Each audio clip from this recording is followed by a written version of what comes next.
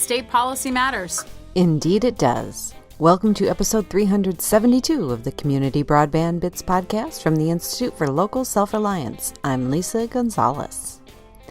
This week, Catherine DeWitt from the Pew Charitable Trust joins Christopher to discuss the many ways state broadband policy is changing. She's here to talk about the organization's nifty new tool, the State Broadband Policy Explorer. You can find the tool at pewtrust.org in the Projects section under Governing and Broadband Research. Catherine describes some of the discoveries her team made while developing this tool that documents state-level broadband policies. She also talks about the challenges they faced when taking on such a large task, and talks about information they encountered that surprised them. The tool will lead to additional research, and Catherine gets into the ways she hopes others will use it and some of the questions she thinks the Broadband Policy Explorer can answer moving forward. Now here's Christopher and Catherine DeWitt from the Pew Charitable Trust. Welcome to another episode of the Community Broadband Bits podcast. I'm Chris Mitchell with the Institute for Local Self-Reliance in Minneapolis. Today, I'm speaking with Catherine DeWitt, the manager of the Broadband Research Initiative from Pew Charitable Trust. Welcome to the show. Thanks, Chris. I'm really happy to be here. Well, I'm excited to talk to you. You and I have gone back and forth a little bit over the past 6 months, and you've unveiled this new tool, which is fun and could very well suck up too much of my time in the coming months. But let's start before we get into the exciting State Broadband Policy Explorer, just by backing up a second, and let me ask you, what is Pew, and what do you do at the Broadband Research Initiative? Well, thank you again for having me. We're really excited to be here today. The Pew Charitable Trusts is a research and public policy organization that operates as an independent, nonpartisan nonprofit dedicated to serving the public interest. Many of your listeners are probably familiar with our partner organization called the Pew Research Center. They are a public polling entity that measures, in this case, user perceptions of broadband access and adoption. Our research at the Broadband Research Initiative is examining questions that policymakers at all levels of government may find useful as they craft solutions to help close gaps in broadband access. So that's looking at questions like related to broadband data, connectivity and mapping, looking at the economic impacts of broadband and characteristics of broadband connectivity and how that will impact usage. But the bulk of our team's work is focused on what we're calling state promising practices. So that's what states are doing to effectively close gaps in broadband access. That research started about a year ago with a 50-state analysis of broadband deployment policy that states have on the books. That resulted in this State Broadband Policy Explorer, which I'm here to talk to you about today. Well, we do appreciate it. I even just taking quick glances around at it, this is one of those things that would have simplified a lot of the work that we try to do because it's so easy to find the different state policies. Well, let's actually just start by describing what the State Broadband Policy Explorer is. When you were setting out to create it, what were you envisioning? We actually didn't have a plan for this when we started our research. We have all worked in this space in some capacity before and wanted to do this sort of 50-state landscape view of policy. We felt that it was important to really get that understanding of kind of what all states have on the books because policy is so important in this space, in really every space. But as we were doing that research, we realized that there wasn't a database out there that included all laws across multiple categories and over many years. There are a number of organizations, of course, like yours that do fantastic work on certain legislative sessions or on certain subjects, but we wanted to create sort of a one-stop tool that any type of stakeholder could go in and learn about different categories, learn about different states. And the goal was to make it as useful and educational as possible so that anyone from, your Aunt Betty in Maine who runs the local community broadband initiative to a legislative staffer in a state house could use it and hopefully help inform their own activities. One of the things that I found interesting was just all the different definitions of broadband. And it actually makes me just really impressed that you were able to find all this because when we've tried to look into that, we've kind of given up. And I'm curious if you can tell us a little bit about the challenge of putting this together, because I feel like states may define broadband in multiple different ways even. And so, what was the real challenge in terms of looking through these different state statutes to figure out which ones are related to broadband and how to categorize them? You're right. It certainly was not an easy undertaking. It took a number of months. I mean, this whole thing has been about a year in the making. And we searched for tools for words like broadband, telecommunications, and high-speed internet, and then excluded policies that are outside of our research scope, things that have to do explicitly with internet use, broadband adoption, things like web access to state programs or services, internet crimes, and gambling. The interesting thing in all of this was an interesting exercise in how states actually manage their information. Some states make it very easy to review their policy. It's searchable. It's, you can dial right down to the specific thing that you're looking for. Others have very large PDFs or HTML documents that are not searchable. I am smiling and nodding vigorously because it's even in some ways it's gotten better. It used to be so bad. I don't know if you had tried to do some of this 5-10 years ago, where I feel like you couldn't even use your back button. Sometimes you would kind of like get somewhere and then you had to start all over to try and get just up one level. Yes. It's just a nightmare. Two of us were actually doing this research about 5 years ago, which is part of the reason why we wanted to develop this tool.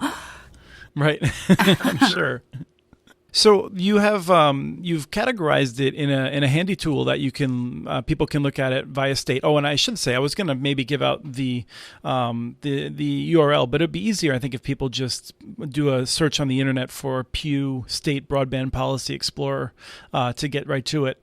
But you list them by state. You also have categories where you've broken down into broadband programs, competition and regulation, definitions, funding and financing, infrastructure access, and then an other. And then people can also view by year. So I'm hoping we see researchers building on this to be able to do some, maybe make some interesting findings in terms of how states have followed each other or learned from each other over the years. Yeah, I would agree with that. We hope that not only that a lot of researchers are able to use this to do their own research, but the piece about states learning from one another is really interesting because that was pretty evident through the research that states are looking to one another for guidance and for information. So we're seeing similar policies across a number of states. I think the other thing that's interesting about the year piece is that there were pretty clear timelines of activity that occurred really in four areas. So the first were the late 90s with the Telecommunications Act and establishing statewide networks. The second phase was the 2005 to 2008 era, where we saw a lot of activity related to municipal broadband, the jurisdiction of PUCs, and establishment of early offices and task forces. The 2009 to 2014 era that's the State Broadband Initiative, so there's more formalization of offices, discussion about SBI programs or state programs, and then the establishment of funds. 2015 to now is more about creating programs and funds, establishing more programs and funds, addressing small cell, and then right-of-way. That makes sense. I wonder if this is a period in which we're going to see significant change in some ways. I mean, you mentioned that we've seen a lot of states establishing funds. I feel like we're commonly seeing those funds seeded with on the order of single-digit millions or tens of millions of dollars per year. New York actually did the $500 million program, which was funded by fines on banks. But now Chicago, boy, I had too many cookies at lunch and my blood sugar is just not working well with my brain, apparently. We just saw Illinois just put $420 million into this, which seems like a whole new threshold that we may in 5 years come back and look at as a change of major significance, I think. Mm-hmm. Yeah, I think we're looking at things the same way. So let's talk about any policies that you found interesting. I mean, the broad categorization, seeing those patterns was interesting, but did you see anything in any of the states that you wouldn't have thought of beforehand? Well, I think a couple of things. Those 5 categories that we identified, we had talked to folks as we were scoping this research about what type of information would be helpful. But those 5 key categories really were very clear in the research. They emerged clearly. They are distinct. So that was, I think, one of the things that was surprising. But I think really what that speaks to, though, is the breadth of what states are covering with their broadband deployment policy. They're not just establishing programs. They are lining up, and outlining specifically what those programs will do, where they will live, who that responsible state agency will partner with. They're being very specific. A state like West Virginia, for example, their Broadband Enhancement Council is captured in statute. Now, and it's not just we will establish this council. It also then goes in and lays out who the membership will be composed of. And so that's really interesting. It's just the level of specificity that's coming through in this policy. You touched earlier on the definitions piece, and that was also, I think, surprising to us a little bit too, or interesting at the very least. So first, the definitions themselves. So states are primarily defining them by speed, by the federal government's definition, or by technology. And those definitions are then tied to different provisions in statute. They can be tax incentives, funding, or goals. And in some cases, they have different definitions tied to different provisions in statute. This is then, sorry, let me know if I'm getting a little too wonky for you. No, this is really helpful. Okay. And then you go to the next level of definitions, and then it's not just what is broadband, but then what is unserved. States are defining that by speed, technology type, or the percentage of population that is unserved. But then we have 4 states that are defining underserved. So that was surprising. Wisconsin, Minnesota, Vermont, and Missouri all have definitions for underserved. But they take different tacks. So you have a state like Wisconsin that is defining it by the number of providers that are available or that customers have to choose from. And then Vermont defines it by technology availability. And Catherine, you're not allowed to pick sides, I think, but I can definitively say that Minnesota is the superior way of doing it.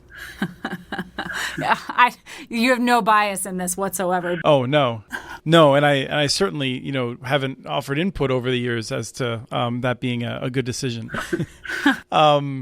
One of the things that I find interesting is the 28 states that have a speed definition of 1.5 megabits or less. Mm-hmm.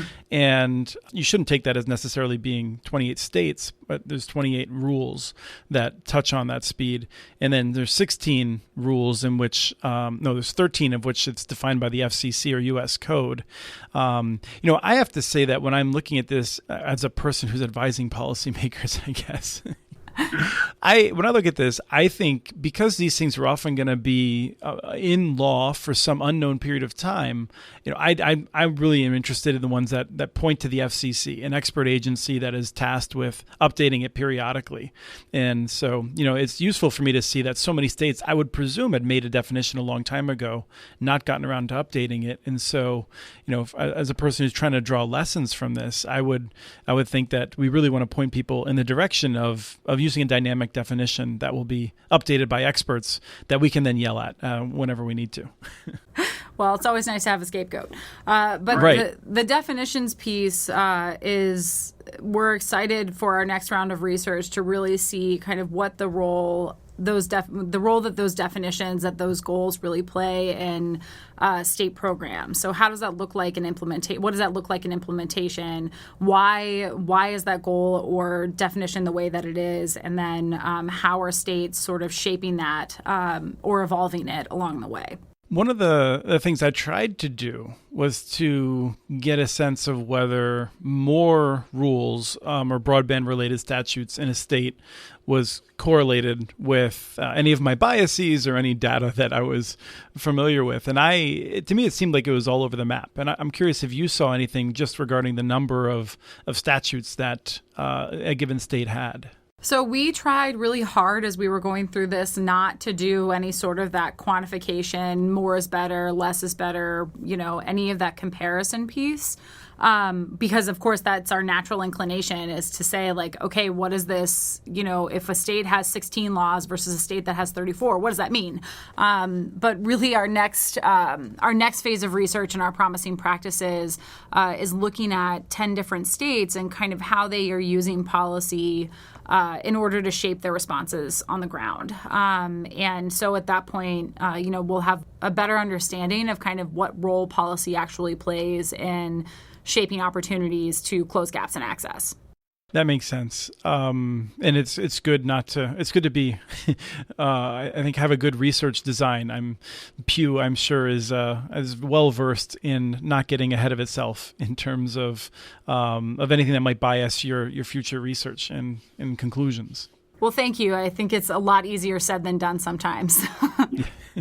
Yeah, no, I agree. We wrestle with that in here, and it's not uncommon for us to have conversations along the lines of, does this fit reality, and what would we be looking for to disprove it, and things like that. And we're, we don't hold ourselves to the same standards as Pew with the four of us that are working on this, but it's definitely a tough issue. Some of it too is also about not jumping the shark. I mean, the argument is that we wanted to develop this landscape view. What's happening? Where is it happening? And how is that connected to activities on the ground? And in order to do that, we have to actually look at the policy itself and then eventually draw that connection, because that policy analysis absolutely shaped the states that we were looking at for our promising practices and our understanding of kind of how states are going about addressing these problems. And it's fascinating. I mean, I'm sure that you have had many conversations with top leaders. I mean, we've heard from governors' offices, from legislative offices, and in many cases, there are people that are just trying to figure out what's going to work, and then everyone has a different power base, different assets in their state, their different sets of challenges, and so it goes all over the place. And in some ways, I feel like maybe we try too hard to fit a pattern to the kinds of results we end up with. So let me ask you, regarding agencies that states have been setting up, one of the more recent trends that you noted, are there commonalities in terms of how states are designing an agency that's, I would say interacting with broadband, because in many cases they're not necessarily regulators, but like broadband agencies within the states? Yes, absolutely. That was actually one of the interesting takeaways from this research too. I think that, so much you kind of question your own bubble or echo chamber or whatever you want to call it, depending on the day, based on your that kind of shape your perception of a question before you dive into it. But one of those was that we had heard so many states have established offices in statute. There are, so many. Well, there are actually only 5.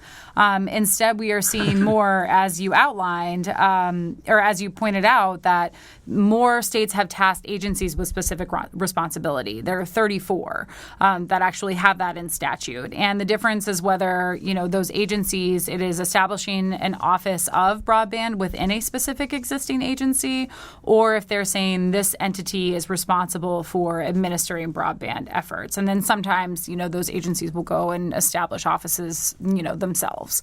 But what is interesting is these broadband efforts are living within the Office of the CIO, the Department of Information Technology, Commerce, or some type of community, economic development, community affairs, that type of thing.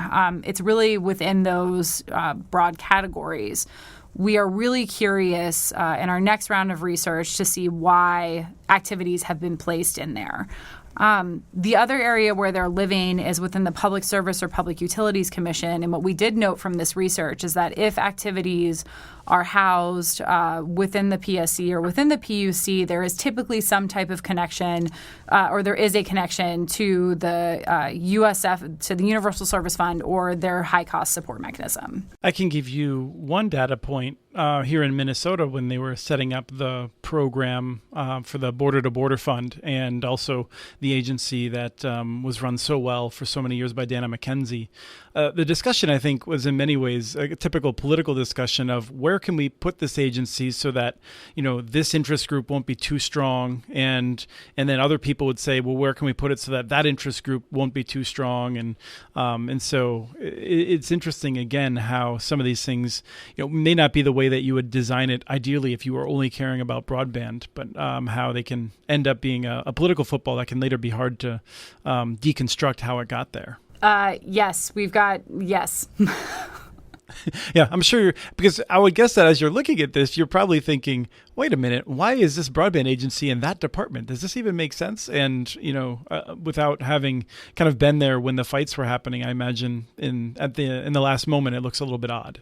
I will also add that it's helpful to work where we work because we have so many folks who have been in the trenches of state government and making state policy in particular. So you can say, like, this match doesn't really seem to make sense. Do you have any thoughts on why this might be there? And someone will say something exactly what you just outlined. It's the political football. It's the relationships. It's, maybe this is just where they decided to put it for, whatever reason. But it's helpful to have folks inside the building who are like, yeah, no, this is actually pretty normal.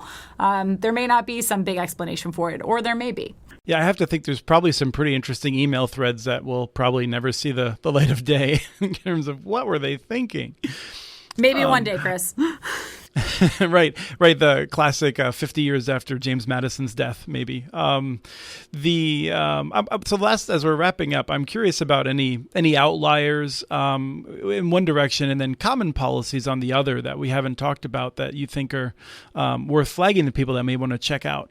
The commonalities piece was interesting. The most policies focused on task forces, establishing funds, and then addressing municipal broadband. And really what those pieces come back to is adding specificity around a couple of key questions that providers or communities need to know in order to, develop responses to these gaps in access. So that is, what is broadband? Who can provide it? What is our state trying to accomplish? Are there funds or incentives available? It really is, again, adding clarity to what the options are for communities and providers to implement. And were there any outliers in terms of something that you might say, wow, I think a lot more states will be doing that in the future? Well, it's interesting. I think one of the kind of interesting points from this, well, there are a couple, so settle in. The first is setting goals. So states tend to have goals in one of two categories. So the first is a border-to-border goal, like you outlined. So Minnesota and West Virginia are two of the states that have that border-to-border universal coverage. Anybody and anywhere in the state, they want to have access to broadband. Then you have other states like California that use more of a percentage-based goal. So in California, you have their goal is that 98% of the population in each one of its 20 regions will have access to broadband. So that was one of those interesting things of, these states all have this common challenge of increasing access to broadband, but how are they going to define their own version of success? Another interesting piece was the where else broadband is defined as an eligible expense. So you have broadband included as an eligible expense in things like grants for infrastructure improvement in Idaho or in North Carolina, where local governments are allowed to use broadband in its industrial development fund utility account. Then you have other states that are using CDBG, Community Development Block Grant funding, and including broadband as part of their CDBG plans. West Virginia and Virginia are doing that right now. And it's not these things that are interesting as broadband is eligible expenses or included expenses. It's not just like, oh, broadband is popping up here, but I think what it does is reinforce the argument that broadband is really coming out of that telecommunications silo. And policymakers are seeing its connection and understanding its connection to things like economic development, precision agriculture, smart cities, distance learning, which, as you know, you don't need me to tell you this, but broadband is the technology that underlies all of those priorities. That makes sense. In some sense, I would expect that we see legislators that are looking for almost any port in a storm and looking how they can attach this, because they know that broadband is this multi-use general purpose technology that will benefit all kinds of things. But if we can get it in with a focus on education, we also hope that it'll benefit telemedicine and that sort of a thing, I think. Mm-hmm. I think the one last thing that I will add to this that we are curious about, particularly as we move forward into our next phase of research, is that stakeholder engagement and local engagement piece. So Oregon enacted its local broadband champions bill. Was that last year, 2018? And then you have states like Virginia and Georgia that both require some type of local planning. So, how does that local engagement, and not necessarily municipal broadband, but how does local engagement play into state policymaking? And what are states doing to encourage more local engagement in broadband planning?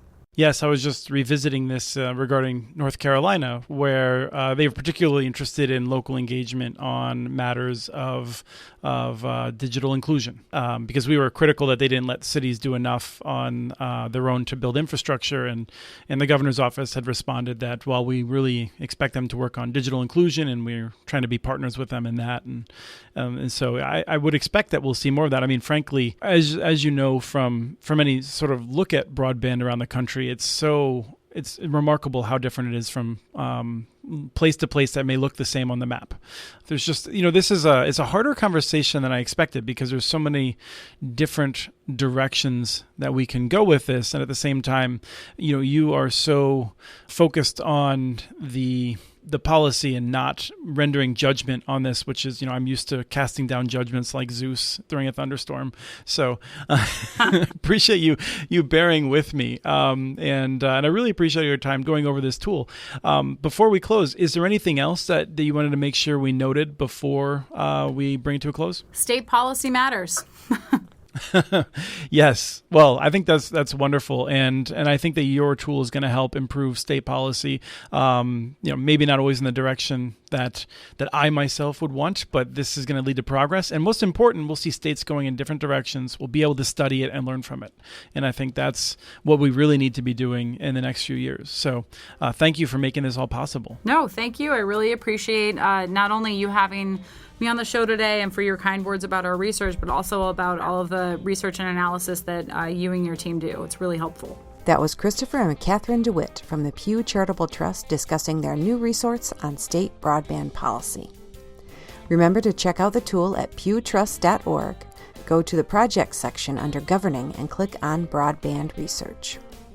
We have transcripts for this and other podcasts available at muninetworks.org/broadbandbits. Email us at podcast@muninetworks.org with your ideas for the show. Follow Chris on Twitter. His handle is @CommunityNets. Follow muninetworks.org stories on Twitter. The handle is @muninetworks. Subscribe to this podcast and the other podcasts from ILSR, Building Local Power, and the Local Energy Rules podcast. You can access them anywhere you get your podcasts. You can catch the latest important research from all of our initiatives if you subscribe to our monthly newsletter at ilsr.org.